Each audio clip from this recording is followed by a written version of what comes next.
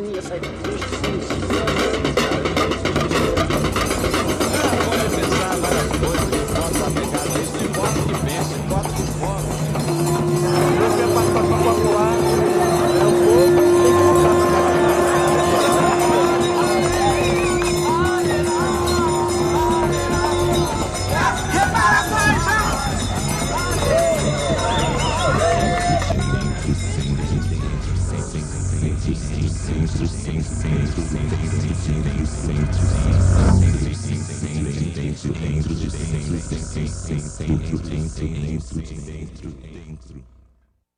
O gato começou a língua, o gato começou a língua, o gato começou a língua, o gato começou a língua. Para ouvir o som do mosquitinho e as batidas do meu coraçãozinho, pego a chavinha, tranco a boquinha.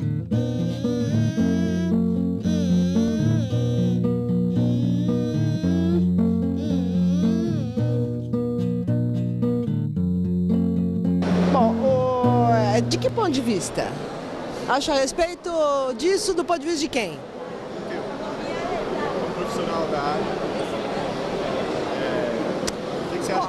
Olha, eu vou falar livremente, tá? Então é assim, em primeiro lugar, acho que do ponto de vista dos donos dos meios de comunicação do Brasil, é uma coisa boa, eles precisam do dinheiro. Eu acho isso muito complicado, porque se há uma coisa que tem que ficar dentro da autoria nacional, da identidade nacional, da gestão nacional, é a comunicação de massa. A comunicação de massa é um bem eminentemente nacional, que não pode efetivamente ficar governado por uma empresa internacional, que às vezes não é nem empresa jornalística, é um banco, uma empresa qualquer fazedora de lucros, entende? Eu tenho a impressão de que essa lei não deveria passar. E o terceiro problema é que o Brasil já tem uma situação brasileira bastante monopólica, os meios da comunicação estão concentrados em poucas mãos, e isso representará ainda uma homogeneização do sistema informativo brasileiro com maior integração no sistema informativo internacional. Em todo esse processo, acho que a perda da identidade cultural vai ser ainda mais forte. E é parte de um processo muito mais grande, em que a mesma cultura, o cinema, a produção literária, artística, vai sendo sempre mais homogeneizada e se concentra sempre mais em poucas mãos. Então, um mundo em que existem poucas diferenças culturais e menos identidades é um mundo seguramente menos criador e menos interessante. Então, do ponto de vista de quem é dono de televisão, quando a gente pergunta assim, o que você acha de não sei o quê? Bom, depende de que ponto de vista, tá? Então, do ponto de vista dos caras que são os donos da comunicação, é uma coisa boa. Talvez não seja só dos grandes grupos de comunicação que isso possa ser bom, porque de repente pode vir outros dinheiros que, vamos dizer, desconcentrem ou criem possibilidade de que outros grupos de comunicação se instalem em outros espaços, em coisas que non sejam tão mega coisas e tal.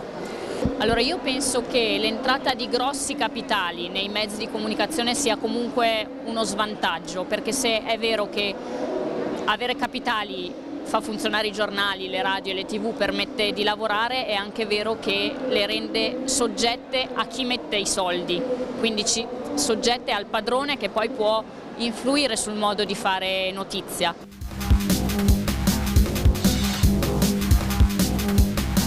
Isso aí é o seguinte, você quando está mais interessado no espetáculo da notícia do que na compreensão da notícia, você começa a produzir sensacionalismo, começa a produzir informações derrotistas, começa a produzir informações que só tem um conteúdo de emoção e não um conteúdo de construção da sociedade. Não é mercadoria, é como eu te falei, é um trabalho, mas que é um trabalho que dentro do nosso sistema nós precisamos eu preciso, sou um assalariado, as pessoas que trabalham nos meios de comunicação são pessoas assalariadas. E esse dinheiro hoje vem, basicamente, dos jornais pelas assinaturas, né, e venda. Na TV a cabo, o assinante paga e você tem uma parte do dinheiro que vem por meio, que é o grosso, digamos assim, que vem por meio da publicidade. Então não é uma mercadoria, mas a empresa, ela trabalha como se fosse uma outra empresa qualquer. A empresa, é o que eu digo, nós jornalistas não, nós jornalistas temos a consciência de que nós trabalhamos com conteúdo social e que nós temos uma responsabilidade muito grande. Quando eu faço uma matéria, eu não faço como se fosse uma mercadoria. É uma matéria que tem uma importância e eu tento trabalhá-la da melhor maneira possível. A televisão brasileira é a televisão do pensamento único. Acho que a sociedade civil tem que ter em conta que a informação tem característica própria, tem valores próprios, que são valores do mercado. Nós jornalistas terminamos escrevendo o que se vende melhor, não que é o melhor. Então, se eu falo do que acontece na minha cidade, isto se vende mais que se fala do que acontece em uma cidade muito longe. Se falo de uma pessoa conhecida, isto se vende melhor que se fala de uma pessoa desconhecida. Se falo de algo impactante, isto se vende melhor que se fala de uma coisa que não é impactante. E se fala de acontecimentos, de eventos, isso se vende melhor que se fala de processos. É evidente que a gente não pode se furtar a dar todos os infortúnios e as desgraças que acontecem, mas você não precisa enfatizar só esse aspecto e dando a impressão de que o homem só é capaz de construir dor e não capaz de construir alegria, só é capaz de construir decadência e não de construir civilização. Isso daí eu acho que é um vício do jornalismo moderno, que é muita velocidade e pouca compreensão, muita emoção, pouca digestão das notícias. A dor da televisão também não está nos jornais. Quer dizer, essa questão dessas baixarias são muito poucas nos jornais, é muito pouca divulgação. A televisão não é nos jornais, a televisão não fala dela. Então ela não fala da legislação, ela não fala da qualidade, ela não discute a qualidade, com exceção da TV pública. Mas a televisão comercial não faz isso. Então esse é um grande problema. Nós temos que procurar canais alternativos, como a TV pública, como as TVs comunitárias, como os jornais e associações de categorias profissionais, etc., para colocar essa questão. As pessoas não entendem a importância que tem a comunicação para a democracia. Resultado, acho que nossa tarefa é aumentar a participação, não na informação que está fechada pelo sistema comercial, mas da comunicação que está aberta. Criar redes mais grandes possível de participação dos cidadãos, um mecanismo de parceria, de intercâmbio, de experiência, de distintos fluxos informativos, e que as pessoas encontram sua informação, sua capacidade de ser ator consciente da sociedade, que é a característica fundamental de uma democracia desenvolvida. Acho que isto vai criar um mercado grande, no sentido que o número de pessoas vai ser tão grande que o mesmo sistema comercial vai ser obrigado de mudar seu sistema de valores para introduzir os valores da sociedade civil. A coisa ficou tão ruim com essa baixaria na televisão, com o ratinho, com as pegadinhas, e pior do que isso, com a homogeneização, quer dizer, você não tem alternativa, é tudo igual, você muda de canal e vê praticamente a mesma coisa. A coisa ficou tão ruim que as pessoas começaram a se preocupar com isso, começaram a se despertar para isso e começaram a querer discutir televisão. E aí não são só jornalistas, não são só comunicólogos, são pessoas de outras áreas.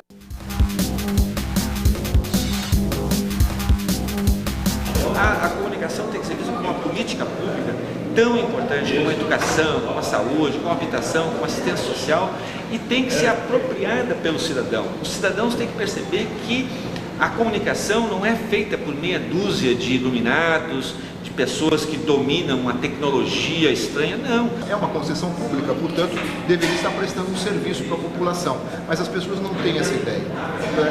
É um serviço que poderia ser um serviço como o serviço de correio, o serviço de luz, o serviço de telefone. O cidadão tem direito a ter acesso a esses serviços. Comunicação, todos nós praticamos no nosso dia a dia e, portanto, temos que, somos atingidos por ela, né? Essa máquina fantástica que é a televisão, que é o rádio, que é o jornal, que são as revistas, elas nos atingem diretamente no nosso né, no nosso dia a dia, em todas as nossas relações sociais. Portanto, nós precisamos nos apropriar ainda mais dos meios de comunicação eletrônica, rádio e televisão, que são concessões públicas, pertencem ao público e, portanto, devem ser apropriadas, né, pela população. Quando elas entenderem que isso é um serviço público, elas terão mais condições de fazer esse tipo de cobrança das emissoras.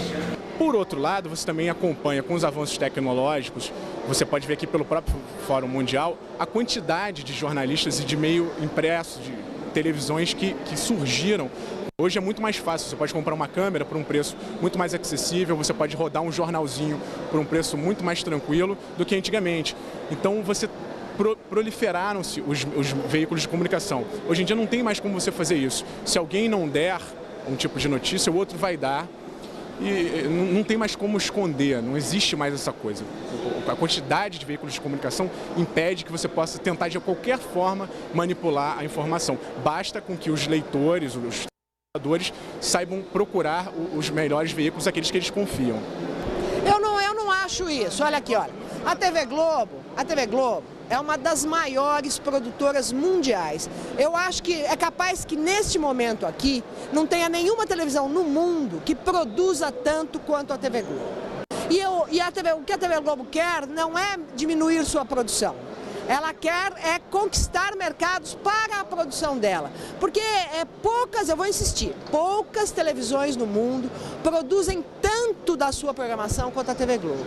Então, esse foi um processo que ao longo dos anos se aprofundou e avançou, porque os enlatados que tinham na televisão, séries, por exemplo, que passavam na TV Globo, não passam mais porque não dá audiência. Então, foi eliminado. Então, o volume de produção na TV Globo é talvez ainda maior hoje do que 10 anos atrás. Deve ser 80% de tudo que vai ao ar. É muita coisa. E isso é uma imparidade da nossa televisão. A nossa televisão não é igual às televisões do mundo.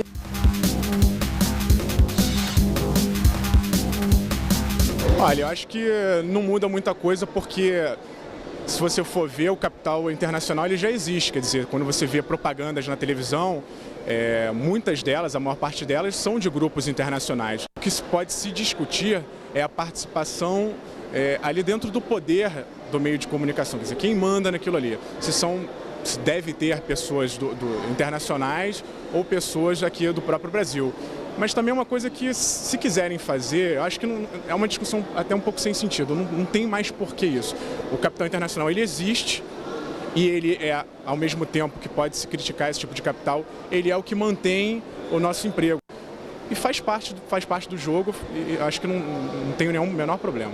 Per cui credo che sì, che i capitali stranieri siano un rischio per i giornali, per esempio brasiliani, così come credo anche che la concentrazione dei mezzi di comunicazione nelle mani di una sola persona, mi viene in mente Murdoch, ma mi viene in mente anche in Italia Berlusconi. Berlusconi è il nostro Presidente del Consiglio, il nostro Primo Ministro e possiede 3 televisioni e un giornale. Questo è molto rischioso, perché ovviamente si capisce chi fa il politico non può possedere dei giornali, perché i giornali racconteranno bene di quel politico e questo è quello che sta succedendo in Italia. Quindi credo che le concentrazioni di giornali nelle mani di una sola persona siano molto rischiose, anche se questo ovviamente dà soldi ai giornali, però credo che i rischi siano troppo grossi, meglio avere pochi soldi ma più libertà di fare informazione. Acho que são 2 processos simultâneos, ao mesmo tempo que você tem uma formação de conglomerados que acontece com outros tipos de empresas, a gente tem que pensar que sempre a empresa de comunicação, ela no fundo é uma empresa, óbvio que você tem diferenças, nós trabalhamos com conteúdo que é um conteúdo abstrato, um conteúdo humano, a gente trabalha com sociedade, mas ela não deixa de ser uma empresa e ela tem que de alguma forma se manter. Isso não compromete, isso vicia a informação, porque vai produzir uma informação de interesse de quem pagou a conta. Quem pagou a conta aí estão essas empresas internacionais financeiras que vão trazer o 30%, poderão ter uma interferência editorial em conteúdos que eu acho que a gente não pode vender. Não se vende opinião, não se vende conteúdo. Você pode até vender ações, mas seria muito ingênuo imaginar que essas ações venham para o Brasil gratuitamente. Quem é o público? Quem é a população em geral? Não existe a população em geral. Então, o empresário eu acho que deve ser bom. Não, eu não disse que para o jornalista tanto faz, eu disse que para mim tanto faz, tá? Eu estou muito longe do jornalismo, na verdade, eu não sou jornalista estrito sensu já e faz muitos anos. O público em geral eu não sei, porque não é porque eu seja, que eu não seja contra, eu posso até ser contra a entrada do capital estrangeiro. Mas eu acho que não muda o que é fundamental. E o que é fundamental? O que eu acho fundamental é que a gente se subordinou a essa grande voz, que é a voz das mídias. O apartheid não é um apartheid só da televisão, chegou agora na televisão, mas é um apartheid da sociedade brasileira. Você tem uma divisão cada vez mais gritante entre ricos e pobres, né? E aí o que aconteceu? Os serviços públicos que atendiam a toda a sociedade, eles passaram a ser sucateados. Da classe média para cima, quem tem algum dinheiro, passa a colocar o filho na escola particular, e eu fiz escola pública. Hoje não dá mais quem tem dinheiro para colocar o filho na escola pública.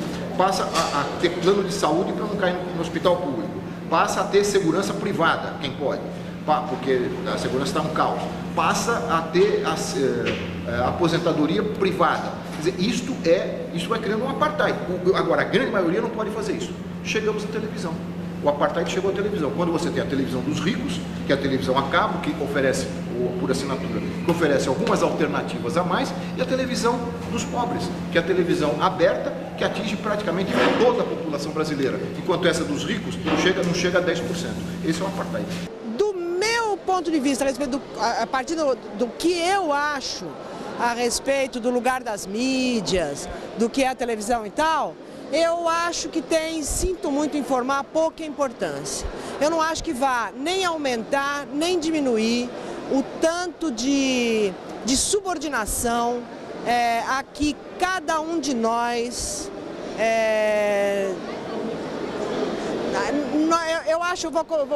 Eu acho que a gente se coloca numa posição muito subordinada em relação às mídias. Todos nós. E isso não vai... O fato de ter capital da GE ou o capital ser da família Marinho não vai fazer a menor diferença. O que precisa mudar é essa subordinação, é a nossa sensação de que se a gente não está na mídia, não está no mundo. Tem uma ideia geral entre nós, possivelmente vocês acham isso, que o que não está na mídia não está no mundo. É como se só no momento, quer dizer, só se confere existência às coisas se elas aparecem na televisão. Isso é uma bobagem, porque as coisas têm existência antes, depois, além, aquém da televisão.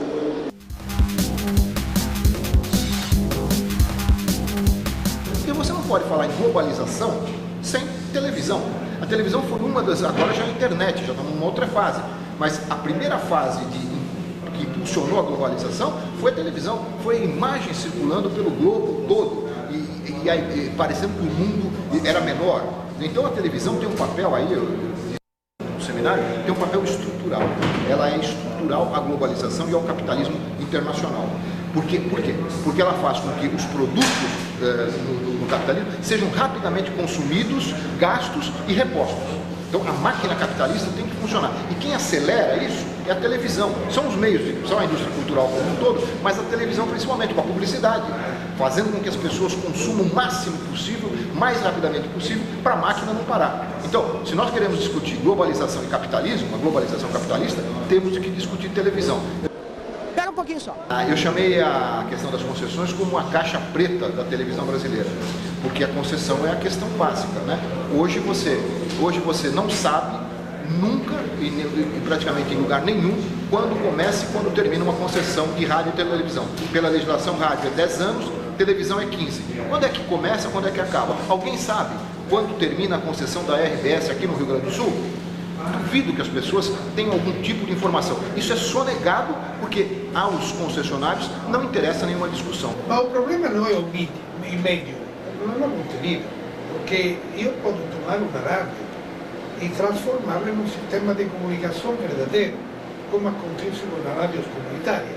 Agora, eu acho que o mundo pode ser revelado e a educação através da dramaturgia, através do jornalismo, através dos documentários, uma linguagem moderna, uma linguagem aberta. É isso que a televisão cultural e hoje a televisão pública estão descobrindo, sair daquele ranço pedagógico para se tornarem televisões universais, ao gosto do homem, ao gosto do ser humano, ao gosto do telespectador, não precisando para eles fazer concessões ao hip-hop ou a exigências de diminuição da qualidade, mas sobretudo você dando estética à qualidade, dando ritmo à qualidade. Isso a televisão pública pode fazer. Quando ela consegue, a televisão pública, programas de bom nível, de boa qualidade, ela incomoda a televisão comercial, que começa a se mexer. Isso aconteceu em São Paulo, uma época em que a televisão cultura de São Paulo, que é pública, teve programa, colocou no ar programas infantis de alta qualidade. O SBT, no mesmo horário, começou a buscar produtores da própria TV Cultura para mudar a programação infantil, para fazer uma programação infantil melhor. Então, o papel da televisão pública não é só para melhorar a sua programação. Quando ela melhora a sua programação, ela influi na programação da televisão comercial. Eu chamo isso do papel civilizador que a televisão pública tem em relação a toda a televisão, o conjunto da televisão brasileira. Mas, ao mesmo tempo, uma perspectiva de mobilização, né, das várias entidades, dos vários organismos que se preocupam, da sociedade, que se preocupam com essa questão, para que se reveja a legislação, para que se reveja os conteúdos que são exibidos na televisão, para que se discuta o controle social sobre os meios de comunicação. Esses são os canais para dizer, olha, a legislação brasileira é obsoleta, é ultrapassada, ela deve vir a ser modificada. Como nós vamos nos manifestar para que não seja uma nova legislação feita só pelos donos das emissoras, como está correndo, a lei está correndo, ninguém sabe. Né? Ali tinha que ter uma legislação que garantisse o acesso às TVs comunitárias de uma outra forma, que garantisse, por exemplo, o financiamento das emissoras públicas através do pagamento pelas televisões comerciais das concessões. Hoje, as emissoras comerciais usam o espectro eletromagnético de graça. Isso não ocorre em outras partes do mundo. Tem que pagar, é um bem público. A receita dessas concessões que passariam a ser onerosas poderiam garantir, por exemplo, uma rede pública de televisão no Brasil. São questões que ainda são discutidas em âmbito muito pequeno, muito restrito, porque há um bloqueio. Então, a televisão não discute sobre isso e são poucos os jornais que se abrem. Então nós temos que buscar os canais alternativos. E é isso que a gente está fazendo. Então isso eu acho ótimo, tá? Eu acho que quanto mais vozes aparecerem na televisão, tanto melhor. Por isso que eu acho que a entrada do capital estrangeiro, que vai, por um lado, reforçar os mega impérios de comunicação, etc. e tal, talvez traga dinheiros que viabilizem televisões menores, pequenas, vocês, se quiserem fazer um, entendeu? Eu não acho que a entrada do capital estrangeiro seja porque não muda substancialmente nada, eu tenho a impressão, tá? Porque já é muito ruim.